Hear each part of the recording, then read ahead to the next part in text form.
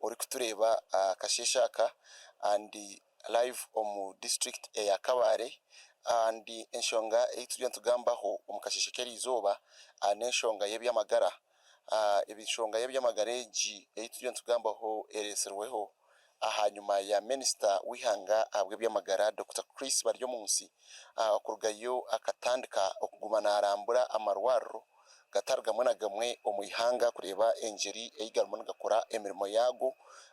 kandi anojika kwihana hebwa obwa minister obu akargaho yatayayira irwarro eryambara regional referral hospital aho yashangire ebintu bitaterire kandi urutayayorwe akarukora nyekiro abashaho bakabatari kukiteka ngo naza kuzayo abantu bingi batamurinzire kandi bakabatakumanguna basa kwijanka irwarro nkeryo hanyuma yecho ijo baryo rwa mukaga omukiro Dr. Chris Baryomunsi akargaho yatayayira irwarro rya Kabare regional referral hospital aho yashangire abashaho baryo bakora emirimo yabo nkaburijo izobe ryo rwa mukaga Dr. akazahirwa rushaha mukaga zekiro kandi yamaramu eshaha ibiri omwirwarro ryo yenye no munda ari kugezaho kurebuza emikorere y'irwarro ryo okweri arya irwarro ryo Dr. Baryomunsi akashangaho abashaho bakora kandi yatoreka ngo kuyagumizemu ari kuconda condoza yashanga n'abarwire ababire baryo mu irwarro mu bwirobwe barikwesimisa obuhereza obu government eriyo negezaho kwisya abantu abari kwija kuronda obuhereza Dr. Baryomunsi mu Kabare regional referral hospital akacondoza kumanyana na obuhereza bwaba buri obwabusha ubwo mibazi nana obuyambi obari kutunga barwire yamanyise bwangu abarwire abarkwija aha side ya public omwirwa radio nibahwerwa ahabwabusha konka oyireho obuhereza obwa CT scan kandi ejo CT scan yi Dr. Baryomunsi abiri nagambaho neyo kucebera umutwe kandi nagira ngo akashanga ngo abantu abarikuza kutunga CT scan bari kushashire sente zikirenke mitwaro nkabiri n'eshatu nkoka irwarro rikataho n'intebekana yo kugira ngo owakubasa kubatine sente nawe babasa kumureba bamucondoze kurungi bamanyengo g'umuntu tarikwebasa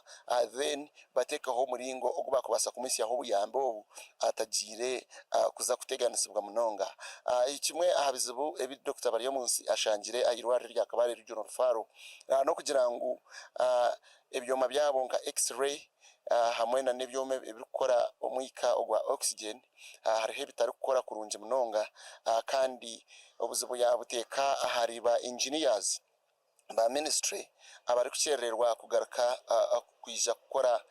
ebyome ebikando bakwa bagambirwe ombwire obushyikire ogwa yorekire ngo najja kuragira aba engineers zabo kugira ngo barakuteke mu obwira abije babase okurepairinga ebyoma ebitari gukora beitu kandi yayoreka ngo najja no kutaho omuringo ogundi kureba ngo abantu bona abari kwetenga obuhwezi babasa kubutunga obwe government eri kubasa kutekaho no kugura ebyome bisya ebiri kuhereza kurungi munonga yirishire ngo hariho n'emyanya eyibari kushemereza mu nk'abantu ecyari inche munonga eri kuza kubane korwaho especially omwanya gwabe nagambaho no gwa intensive care unit ari kugira ngo ngukirebeka kuba muche munonga ngo nihetengaho omwanya mahango ahirwarre rya Kabare regional referral hospital hanyuma yebyo omukasheshe kanyamwebazo amajingo gashaha nkitano Dr. Chris Baryomunsi ebjere abakwasire yaza mu district ya Rukiga hariyo irwarro erokumanywa nka Kashambya Health Center 2 irwarre rya Kashambya Health Center 2 erituyireri omahurre obwire buke inyumaho nangwana nitwe hano ya Hatayar West Television eje story tukagikora turukoreka ngo embera yirwarre ryo rumu nimbi munonga terkwesimusa hanyuma yendwara zitari zimwe na zimwe okubasa kugumana ziteganisa abantu kandi umwe bari kugira ngo bazahirwarra aha tibari kutunga buhwezi burunjo bakubire nibenda kimwe abizibe birebire nibigambo munonga hirwarre ryo no kugira ngo tank yamizi ekagwera maternity ward ningashi abakazi ahi bari kuzarra and then n'ekindi ekyakurasireho yahasisha bitu kandi n'ebizimbe by'irwariro erye bingi bikaba bikozire kandi biri omu mbeera mbi munonga yakubasa kuba etashemire kandi erikuteeka amagara g'abashaho hamwe n'abarwire ahirwariro eryo omu katezo. So Dr. Kwagireyo yayirebera nageye yareba ebizibu ebyo ngu biriho kandi yaraganisa ngu naija kukora ekirikubasika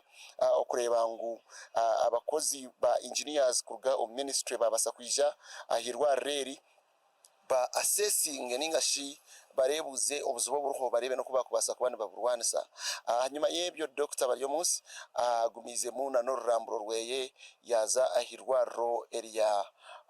Itojo Hospital kandi neshangwa omu district eya Ntungamo aho Dr. Baryomunsi abasize kuba nagira ngu ashangire irwariro eri naryo abashaho babire bariho nobwe birere izoba rya Sunday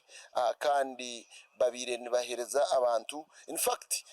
abamwe babire bari no mu theater bari no kushemeza omuntu obire ari kubi naho yagumizamu ari kutambatambura mpora ari kwetegereza ebintu okubiriye nibigenda umumisho mu irwariro eryo amazire shankibire naho omu irwariro erya Itojo Hospital kandi yashangayo obuzibu obwo kugira ngo generator eyirwariro eyiri kukoresa ne yakare munonga ibabahiro mu myaka yakare so obwa hati teyine capacity yo kukwaterra ebyamagara nko kubisheme kwandi bikwaterwa kandi ngo nenywa n'amajuta mingi ekiri kuteganisa abari kuraninga irwariro eri bari kushabangu obundi babase kuhebwa generator endijo borikireho na gap omubashaho bari koreka ngo inabashaho batari kumara tibine specialists bari kumara irwariro eryo eryitoje Hospital ekiri kutuma abazibira kwakira interns kugira ngo ubundi interns n'abatine supervisors abari kuza kumara kubahwera omu mirimo yabo iba kubani bakora ahirwariro eri. Ekindi ekiturebireho ahirwariro erya Itojo Hospital no kugira ngo babire nibashaba ngo bagireyo irwariro erindi government yakubasa kukoraho omu district ya Ntungamo nkerya Kitwe Health Center 4 ngo rikorenka community hospital kugira ngo ekyendeze amwijurano obundi nana okukanya kw'abarwire abari kwija kuronda obuhwezi ari Itojo Hospital. Dr. Baryomunsi akiriyo nagumiza of course ari kurambura amarwariro gatari gamwe na gamwe bamumanya kandi ekyo nikikuru omunkora y'amagwaliro kandi nashanga n'igwaliro liyonjire lino buyonjo tyari mu burofa hari amagwara go kutahamu wa enyindo zenda kufa abwo okunuka enkari enchi byoda biri kunukira konka tushangire igwaliro eryakabale atari kweriri bali yonjire aheru n'ubuyo kuwo munda omu wards kandi bijire bangira ngo bo beine ekiragiro cyo kugira ngo tibari kwikiriza abari kujya kugwaza abagwire dete bifarasi tibakakwikiriza kutasa amakavera omwigwaliro kandi njangire kiri kirungi akwa kurete bifarasi nenchi balete empere baleta ki omwihanga oburofa bwagira ki bwayongera so cyo buyonjo mbaherize tiki nibagezaho no baraye bine byombe ko bikuzire ikuru nibagezaho kureba ngo babireberera kandi baho buhereza ndamwire omu wards zona na etoro ligwaliro nagambaho n'abagwire eki ngaruize bamani abagwire bona abungamire nabo akwambe nifika kuba pikinga ndabadebukanisize bona bende bagambaje ahabuhereza obari kutunga mu igwaliro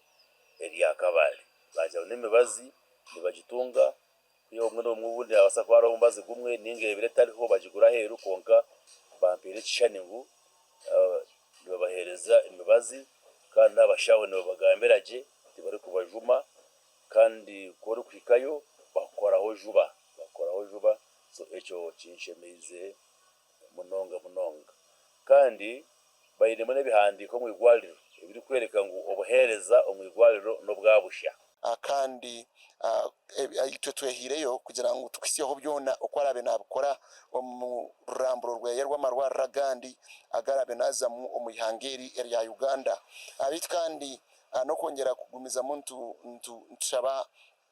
abahirwe ubuzunanizi bwabwo kurebera amagara gitu babona bashaho abo government eri kuteka mesente kugira ngo babase kuteka mekitini so mu rumo gwabo kandi bagukore kurunje munonga bataka nagijura abarwire abakuba bibashyikireho kugira ngo batunge obuyambiri nyirangarize studios ugumize muno reba program yacu sheshure ndi job na manya apuri hano ya omorkabari.